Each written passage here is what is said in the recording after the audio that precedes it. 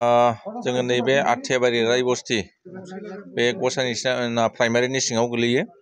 बे गामियावहाय जोङो दिनै गासै 12टा फेमिलि बिपिएफनि समावहाय बिसिडिसि मेम्बार बिथां चन्दन राय आरो बिपिएफनि अर्गानाइजिं सेक्रेटारि सासे आरो बिदिनो माने सापर्टार गासै सोरबाया बिसिडिसि मेम्बारमोन बिथांमोनहा आरो सोरबाया माने प्राइमारिनि मेम्बारमोन बिथांमोनहा गासै 12टा न'खरा जोंनि इउपिपिएल दोलोआव जगदान जादों। दा गोजोननाय मोनदों।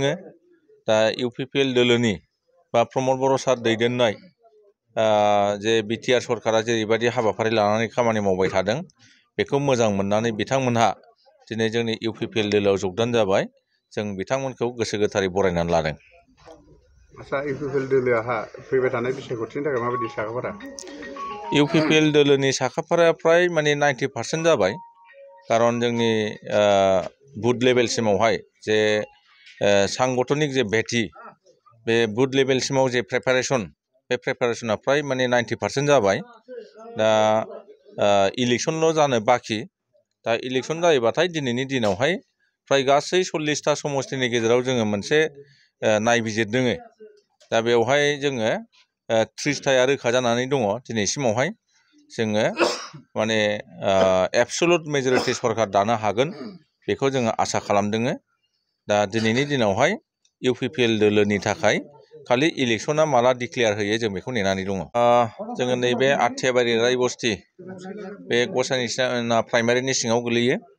बे गामियावहाय जोङो दिनै गासै 12टा फेमिलि बिपिएफनि समावहाय बिसिडिसि मेम्बार बिथां चन्दन राय आरो बिपिएफनि अर्गानाइजिं सेक्रेटारि सासे आरो बिदिनो माने सापर्टार गासै सोरबाया बिसिडिसि मेम्बारमोन बिथांमोनहा आरो सोरबाया माने प्राइमारिनि मेम्बारमोन बिथांमोनहा गासै 12टा न'खरा जोंनि इउपिपिएल दोलोआव जगदान जादों। दा गोजोननाय मोनदों। दा इउपिपिएल दोलोनि बा प्रमद बर' सार दैदेननाय जे बिटिआर सरकारा जेरैबायदि हाबाफारि लानानै खामानि मावबाय थादों बेखौ मोजां मोननानै बिथांमोनहा दिनै जोंनि इउपिपिएल दोलोआव जगदान जाबाय। जों बिथांमोनखौ गोसो गोथारै बरायनानै लादों। आसा इउपिपिएल दोलोआ फैबाय थानाय बिसायख'थिनि थाखाय माबायदि साखाफारा? इउपिपिएल दोलोनि साखाफाराया फ्राय माने 90% जाबाय। खारन जोंनि बुथ लेभेलसिमावहाय जे सांगठनिक जे भेटि बे बुथ लेभेलसिमाव जे प्रेपारेसन बे प्रेपारेसना फ्राय माने 90% जाबाय। दा इलेक्शनल' जानो बाखि। दा इलेक्शन जायोबाथाय दिनैनि दिनावहाय फ्राय गासै 40टा समस्तिनि गेजेराव जोङो मोनसे नायबिजिरदों।